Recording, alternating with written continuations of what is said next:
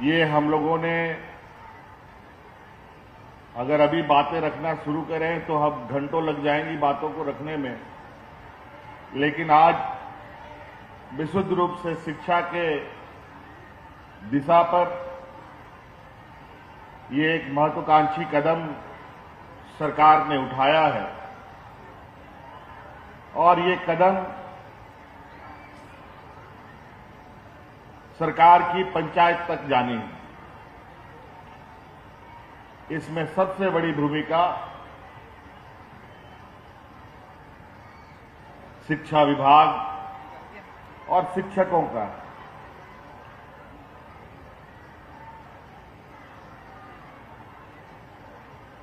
आप सबको मालूम है कि आज इन उत्कृष्ट विद्यालयों में जो प्रिंसिपल हैं, इन सभी प्रिंसिपलों की ट्रेनिंग हम लोगों ने IIM इंस्टीट्यूट में कराया है। इस आशा उम्मीद के साथ कि राज्य के हमारे हर बच्चे, विशेषकर यहां के आदिवासी, दलित, पिछड़े बच्चों को, मजदूर के बच्चों को हम कैसे शिक्षा उनको बेहतर उपलब्ध करा पाए, ताकि राज्य में जो वर्षों से चली आ रही है पिछड़ापन की समस्या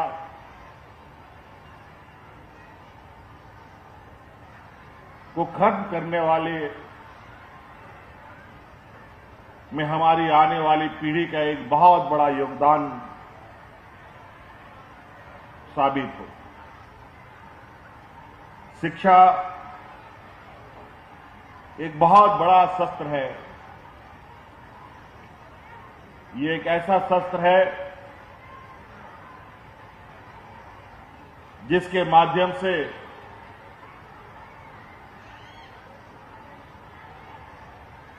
हर एक चीज हासिल की जा सकती है।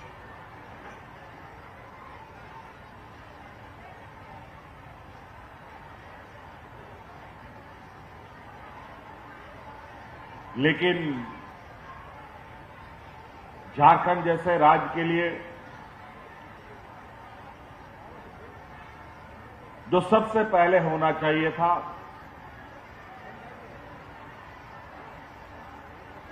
जो यहां के हमारे बच्चों को शिक्षा के विषय में प्राथमिकता के आधार पर काम करना चाहिए था, वो बहुत विलंब से शुरू हो रहा है। आज हम मात्र 4,000-5,000 स्कूलों को उत्कृष्ट करने की बात करते हैं। बड़ा विचित्र बात है, जहां हमारी सरकारी स्कूलों में लगभग 35,000 से अधिक स्कूलें हैं।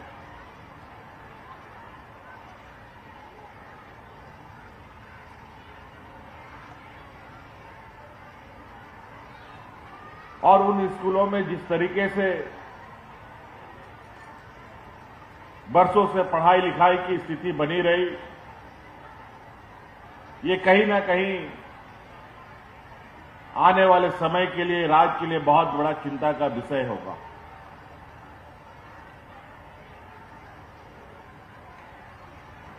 हमने हर संभव पुरानी व्यवस्था को भी चूस-दूस करने का प्रयास करते हुए उसमें नए आयाम जोड़ने का प्रयास किया है। आपने देखा, हमने पारा शिक्षकों को भी मान सम्मान से जीने का अधिकार दिया। आज जो कंपटीशन का दौर है, उस कंपटीशन के दौर में हमारे इन बच्चों को भी बेहतर शिक्षा देना अत्यंत आवश्यक है। हम आज नमन करते हैं अपने तत्कालीन विभागीय मंत्री जगन्नाथ महतो जी का, जो आज हमारे बीच नहीं है। उनका भी इस विषय में निरंतर प्रयास रहा है।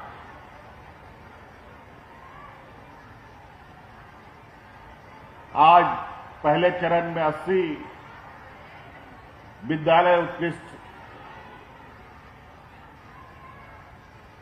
विद्यालय के रूप में उद्घाटन हुआ है, लेकिन मुझे जो जानकारी मिली है, अभी भी कई स्कूल ऐसी हैं जहां पर कुछ काम बाकी है।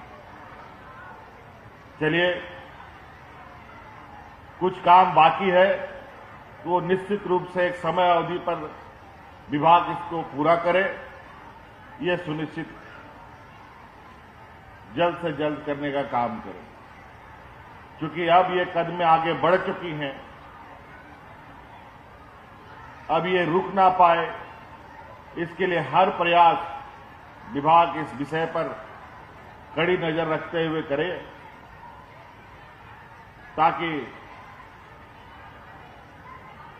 हम अपने बच्चों को आज के दौर की एक शिक्षा व्यवस्था है उसके बराबर में लाके खड़ा कर सकें। अभी गिरिडीह जिला से हमारे विधायक जी ने शिक्षकों की कमी की बात कही है। निश्चित रूप से शिक्षकों की कमी है, ये हमें भी मालूम है। कई अड़चनें, कई समस्याएं, कई बाधाओं की वजह से शिक्षकों की नियुक्ति नहीं हो पाई, लेकिन इन समस्याओं का समाधान निकाला जा चुका है। और जहां तक मैं उम्मीद करता हूं कि इस माह के अंत तक में लगभग 25,000 अलग अलग चरणों में हजारों की संख्या में शिक्षकों की बहाली होनी है। और इस साल के इस मंथ के आखिरी में लगभग 25,000 शिक्षकों की बहाली कर ली जाएगी, जो इन स्कूलों में पदस्थापित होंगे और बच्चों को शिक्षा देंगे। और इसका अभी तो हम लोगों ने शुरुआत की है, कई चीजें इसमें अभी और भी जोड़ने बाकी हैं।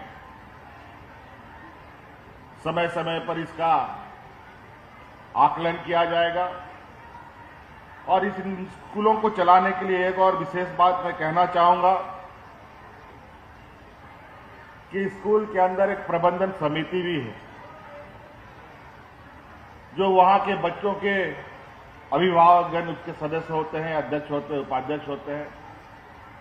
उन सब से भी आग्रह होगा कि आप लोग की भी इसमें एक अहम भूमिका होती है कि ये स्कूल कैसे चले। हम आधारभूत संरचना दे सकते हैं, हम किताबें दे सकते हैं, हम कपड़े दे सकते हैं, हम व्यवस्थाएं उपलब्ध करा सकते हैं, शिक्षक दे सकते हैं, लेकिन उस प्रबंधन समिति ये बात को सुनिश्चित करे कि ये स्कूल संसाधनों के साथ बेहतर शिक्षा भी उन स्कूलों में मिल रही है।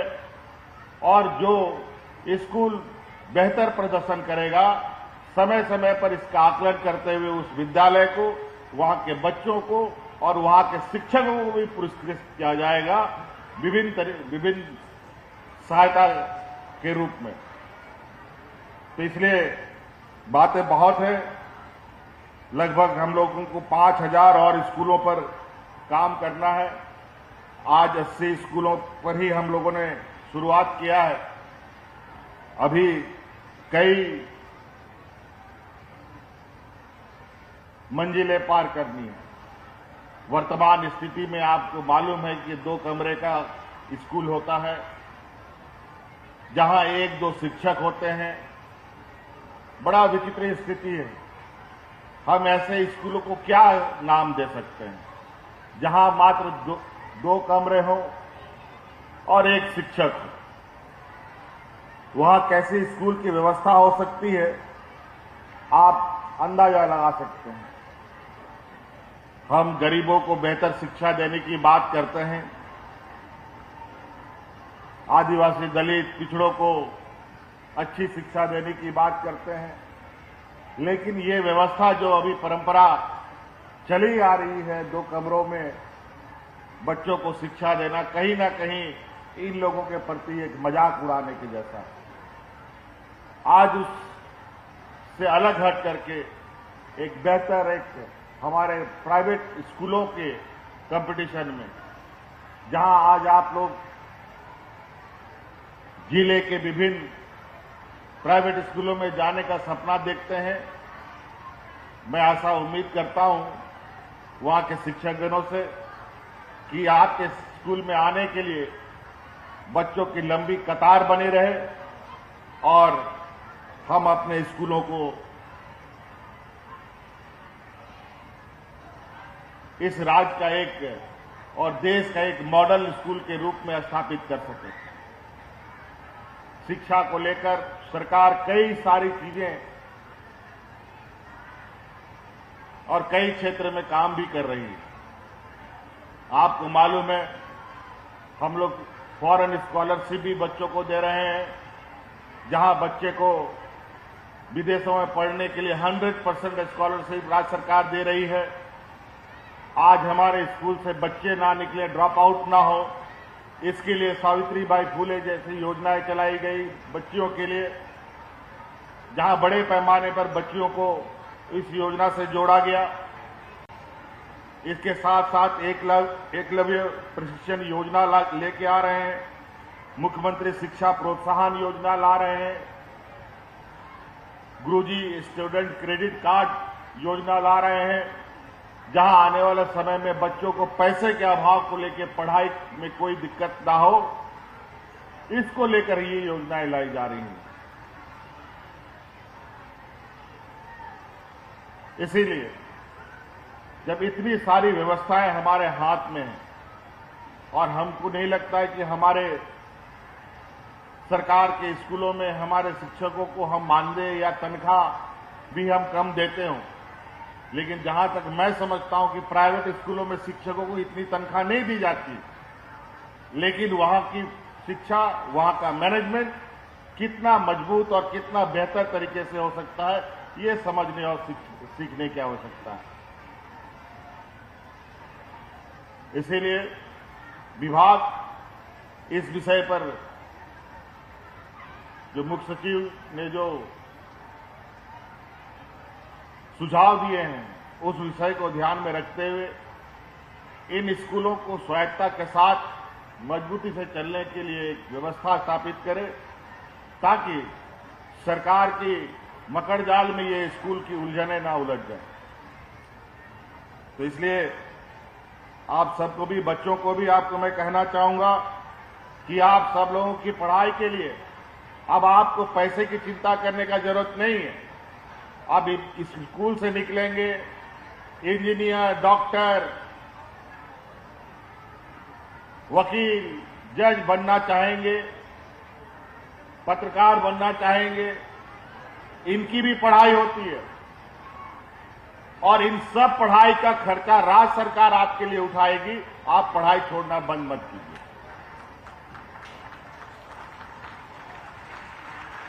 आपके लिए सारी व्यवस्थाएं हम लोग दे रहे हैं और आगे कोई भी नौकरी का अगर आप तैयारी कर रहे हैं, बैंक में नौकरी करना चाहते हैं,